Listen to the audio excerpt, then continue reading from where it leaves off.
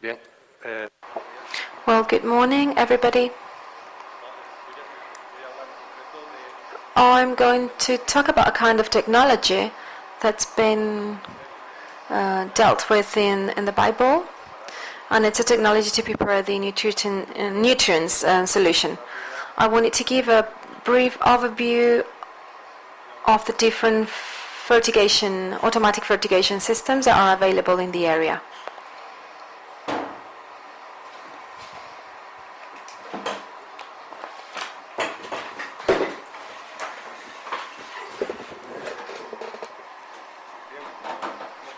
Well, as we saw in the presentation of Mr. Moreno, the change in the use of fertigation technology has been quite shocking.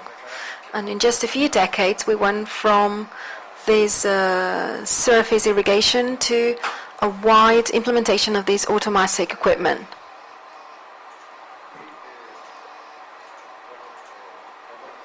And we can say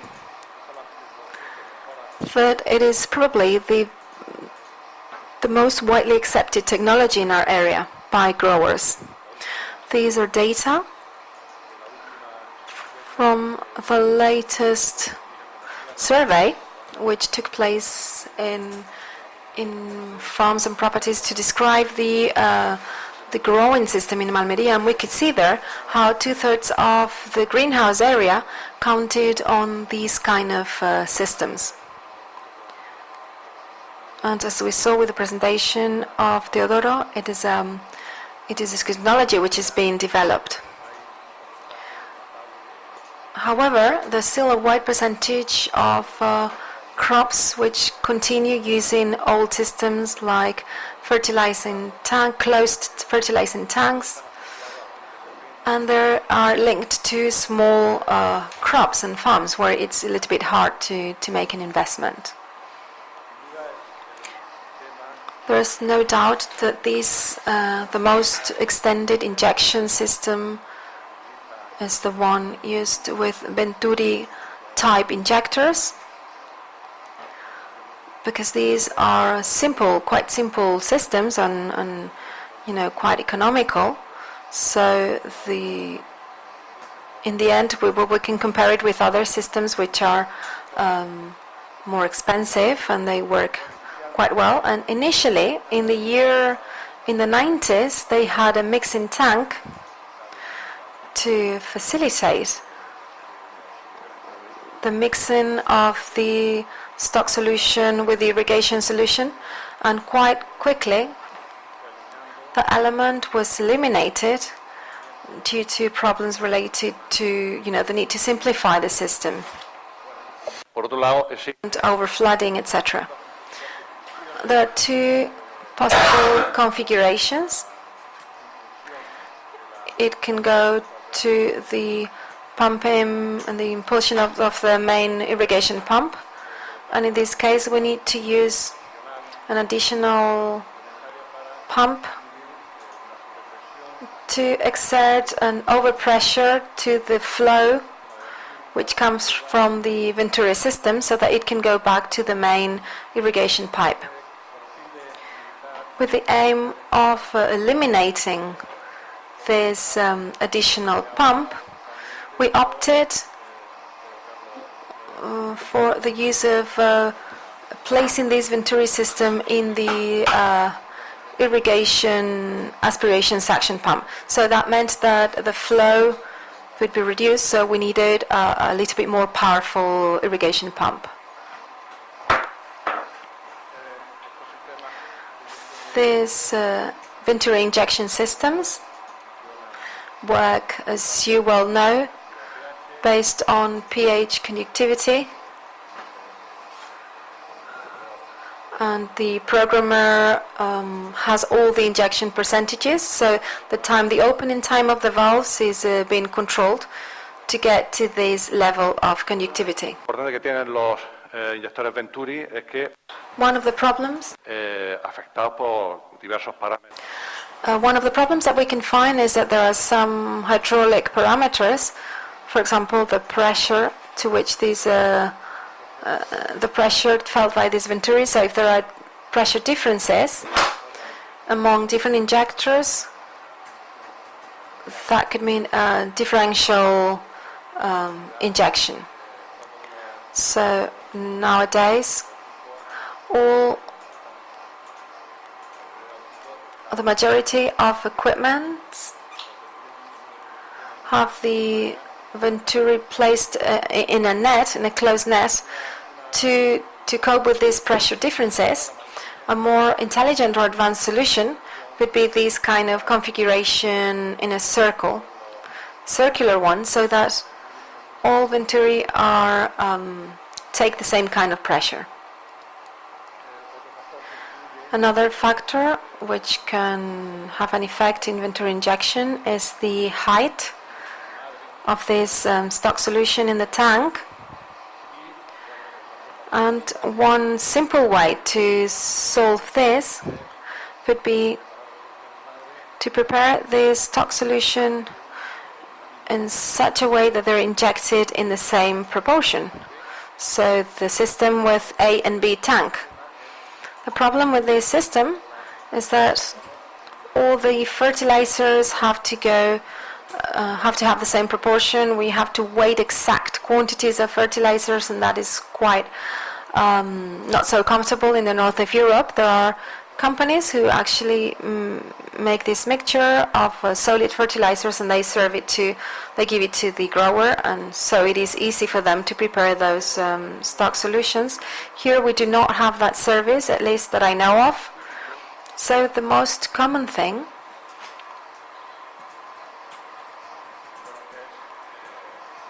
would be for the grower to have this multiple tank system.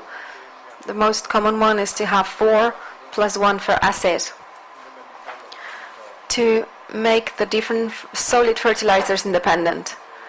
That means the idea would be to prepare those stock solutions with exact quantities of fertilizers, for example 100 kilos every cubic meter, whatever you wish for, but that implies different injection proportions that you have to tell the machine about, and that is going to have an influence on the injection. A possible solution would be the use of level tanks, and they would be put at the exit of the stock solution tank before you get to the venturi, with a little floater to keep the height in all of the tanks. When the system's installed, that works really well, but in the long term there could be problems. There are other systems that have been developed, other fertigation equipments, which are completely different, based on the use of vertical pipes, what we call here level pipes, to keep the same height. They work with magnetic dragging pumps that are working throughout the whole of the irrigation process, and they're pumping that solution towards the vertical pipes, which is constantly with a constant flow, and the excess goes back to the tank. The injection is done through an electrical valve at the bottom of each pipe, and the solution falls thanks to gravity into the mixing tank. One problem related to this is that the height of the pipes is limited, so there is not a lot of pressure, so the speed at which it falls into the tank, it is not excessive, so the mixing is a little bit slow. It's slower. An alternative could be to eliminate those level pipes and just inject the stock solutions with the magnetic pumps into the mixing tank, but there could always be a difference among the different pumps. So to solve these flow differences, it is highly recommendable to use some devices, for example, nozzles at the entrance of the solutions, to create some kind of a bottleneck, and this makes the flow more homogeneous. You can see the interior, the inside of the tank here, the devices to maintain the level of the water in the tank, a minimum sensor to avoid the tank, to prevent it from being emptied.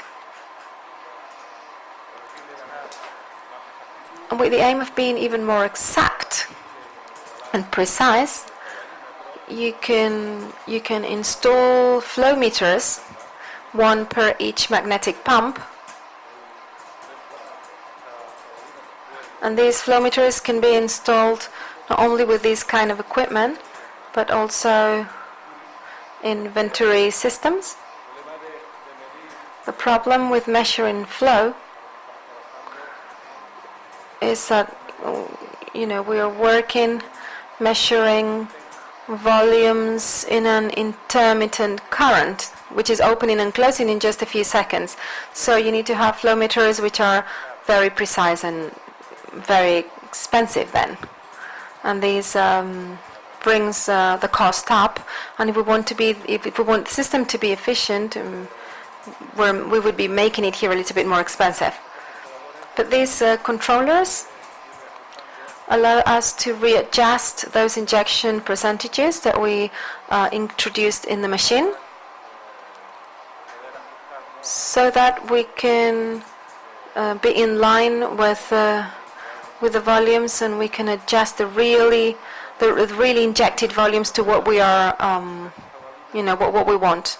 Another advantage of using these flow meters would be that they will allow us to know about the fertilizer's volumes really injected.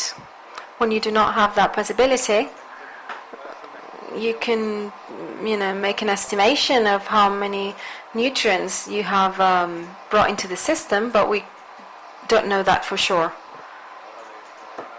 When it comes to filling the field notes and the field documentation, then this is something that could be taken into account. And finally, the last kind of controller, which is those who use injection pumps. This could be of two different kinds. Membrane is one of them. The function is quite similar. This membrane or piston, there is a camera with a certain volume, and in this case the membrane or the piston, the solution gets into the tank, and the fluid is pushed by it, and it makes it go out under pressure, through the exit here. The advantage of these systems is that, as we know what the volume is, the volume of the chamber, then if we count the number of pulses or injections, we can very easily know what the volume of fertilizer has been.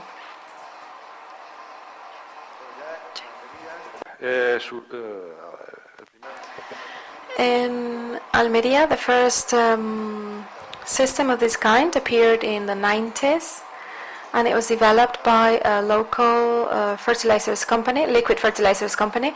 At that time, they didn't have today's devices.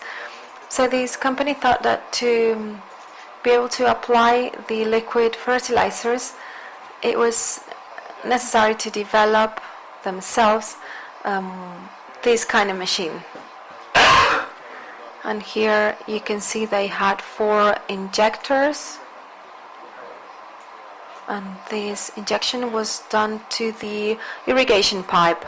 There was a meter here to know about the quantity, the flow, know about the volume of water, the water flow, all these went into the controller device and it readjusted the frequency of injection pulses to get what they wanted. It was relating the number of pulses with the irrigation flow. The system didn't get very much extended. You could see it in commercial farms, but the company didn't continue developing the system because new Venturi equipment started to appear massively. Nowadays, we have these kind of equipments, more modern ones. The injection can be done into the mixing tank. And well, this company proposes the direct injection into the pipe. And in this case, it is important to measure the pressure we have in the pipe, as this can have an effect in the injected volume in each pulse. You know, the highest pressure, the lowest volume. But if you measure that in that way, you can establish a relationship and you can calculate it. And with these systems, you can be really precise. We're talking about deviations of less than 5%. If we compare it with other flow meter systems, when we go from 5 to 10. The problem with these systems is that they're quite sensitive. Fertilizers tend to deteriorate them. It requires more maintenance. So it's more useful for liquid fertilizers, and it's solid fertilizers. It is essential to have the perfect dissolution of fertilizers. So the typical device which is used in Almeria with the blower, we wouldn't need that. We should need some mechanic shakers which are more efficient, and there should be a filter which is thick enough between the tank and the injector.